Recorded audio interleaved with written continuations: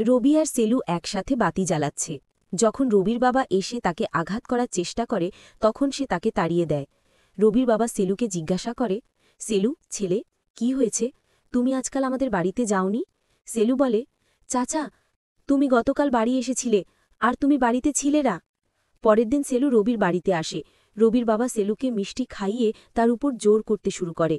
ঠিক তখনই রবি এসে দেখে তার বাবা সেলুর সাথে খারাপ ব্যবহার করছে। সেলু রবির কাছে দৌড়ে যায়, তাকে জড়িয়ে ধরে বলে, আমি খুব ভয় পাচ্ছি। সেলু সেই মুহূর্তটি মনে করে ক্রমশ রেগে যায়। তার নিজের বাবাকে হত্যা করার চিন্তা আসতে থাকে।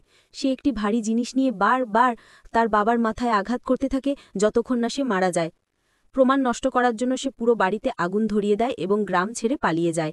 কিছুক্ষণ পর অনেক লোক এসে দাবি করে যে আগুনে বাবা ও ছেলে উভয়ে পুড়ে মারা গেছে। সাইনু গভীরভাবে দুঃখিত। কয়েক বছর পর একজন ব্যক্তি হঠাৎ একটি কূপের কাছে দুটি মৃতদেহ দেখতে পান। গ্রামবাসীরা আতঙ্কিত হয়ে পড়েছিল, কারণ তাদের হত্যা করার আগে কেউ তাদের নাম দেয়ালে লিখে রেখেছিল।